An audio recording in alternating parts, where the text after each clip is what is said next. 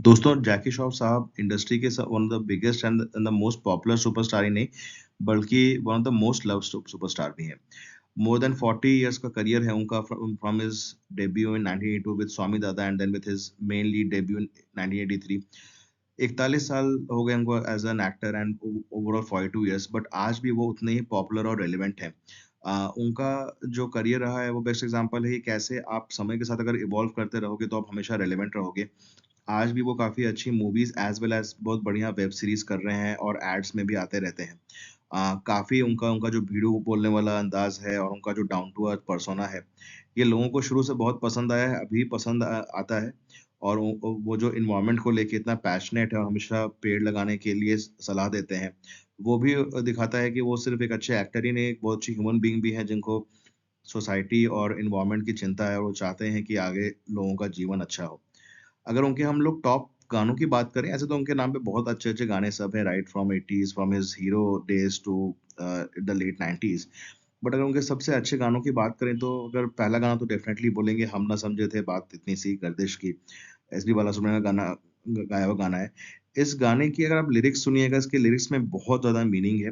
बहुत ही इमोशनल गाना है, depicting the very, very emotional father and sun relationship between Amrish Puri साहब एंड जैकी श्रॉफ साहब। बहुत ही बढ़िया गाना है। अगर इस गाने को आप देखेंगे आपके आपकी आँखें ज़रूर नम हो जाएँगी, ज़रूर। मतलब हो ही नहीं सकता कि अगर आप इस गाने को अगर आप पूरा देखें आपकी आँखें नम ना हो।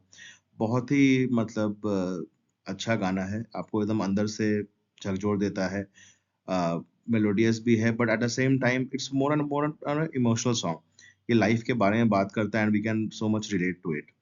देन दूसरा गाना जो हमने चुना है वो कभी भूला कभी याद किया। ये गाना बहुत चला था 1992 में सपने साजन की। लॉरेंस डिसूज़ा साहब की फ़िल्म थी। He was very high after the success of Saajan and Nadeem Shravan साहब का तो उस समय पीक चल ही रहा था। बहुत ही बढ़िया गाना है। और काफ़ी ज़्यादा पॉपुलर हुआ था और इसमें डिंपल कपाड़िया जी एंड जैकी श्रॉफ हैं। देन देयर वाज़ गोरिया रे गोरिया फ्रॉम द मूवी आईना। आईना 1993 की मूवी थी, यश राज प्रोडक्शन थी। इसमें जूही चावला जी, जैकी श्रॉफ एंड अमृता सिंह थे। जूही चावला की भी ये one of the best performances थी। मूवी काफ़ी हिट भी हुई थी and that was also a time when Juhi Chawla ji was doing very well and that was one of the best times of her career. फिर एक मूवी थी हस्ती। मूवी तो कुछ खास नहीं थी, इसमें नसरुद्दीन शाह साहब भी थे, बट इसका एक गाना आनंद अली साहब का बड़ा पॉपुलर हुआ था, मत पूछ मेरे महबूब सनम। बहुत बढ़िया गाना है, बहुत ही मेलोडियस गाना है। ये गाने को अनफॉर्चुनेटली शायद बहुत लोग जानते नहीं होंगे बिकॉज़ अनटिल अनलेस अगर आप बहुत हार्डकोर 90s के फैन और नहीं हैं, तो आप शायद इस गाने को नहीं जानेंगे बिकॉज़ मूवी उतनी नहीं चली थी, लेकिन गाना बहुत ही अच्छा है। फिर there was this song called Amma Dekh from the movie stuntman. ये गाना भी 1994 में जब रिलीज़ हुआ था, उस समय इस गाने का बहुत ज़्यादा रेश था, बहुत ही ज़्यादा रेश था। बट उसके बाद फिर वही मतलब मूवी वगैरह नहीं चली तो उतना उस गाने को बाद में उसका मतलब शायद लोग उसको याद नहीं रखते होंगे।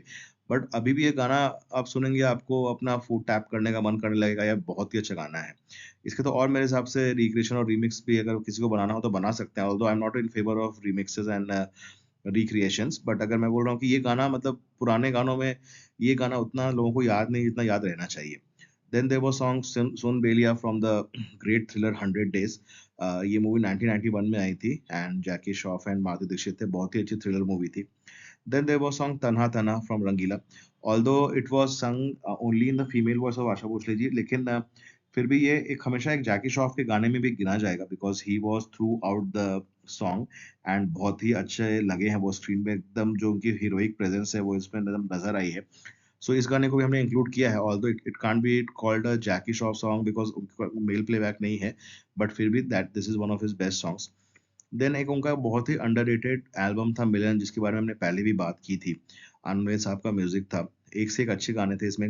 जो सबसे पॉपुलर गाना था वो था एक बात बताऊँ। उसके अलावा भी इसमें अच्छे गाने थे। आने वाली है मिलन की घड़ी। Then there is an ultimate underrated song by Abhijeet and Kavita Krishnamurthy ji. Uh, आ जाना। आपने नहीं सुना है तो ज़रूर सुनें। हम लोग आपको लिंक बॉक्स में वो लिंक भी भेज सकते हैं इसकी अगर किसी को वो गाना सुनना हो तो अदरवाइज़ आप खुद भी सर्च कर ही सकते हैं। देन देयर वाज़ अग्नि साक्षी, नदीम श्रवण का म्यूज़िक, ओ पिया गाना था इसमें। उस समय जैकी श्रॉफ और मनीषा कोइराला की और नाना पाटेकर की जोड़ी काफ़ी चल रही थी, 96 में भी इनकी मूवी आई थी, 98 में भी इनकी मूवी आई थी। एंड ऐसे भी हम लोग शाहरुख खान साहब, काजोल की, या शाहरुख खान साहब और जूही चावला, ये लोग के पेयरिंग की बात करते हैं। बट 90s का one of the best pairs I would also say was Jackie Shroff and Manisha Koirala. एक बहुत ही अंडररेटेड, मैं बोलूँगा कि ये पेयर है। ऐसा नहीं, अंडररेटेड नहीं बोल सकते, इन्होंने अच्छी फ़िल्में साथ में की हैं और लोगों ने इनको स्क्रीन पे साथ में पसंद भी किया है। बट आई फ़ील कि जैकी श्रॉफ और मनीषा कोइराला का की जितनी अच्छी ऑन स्क्रीन केमिस्ट्री दिखती थी, उसके बारे में और बात होनी चाहिए। इनको समहाउ एकदम टॉप कपल्स में नहीं गिना जाता है और Bollywood from 90s, but definitely they were one of the best couples who looked great on screen.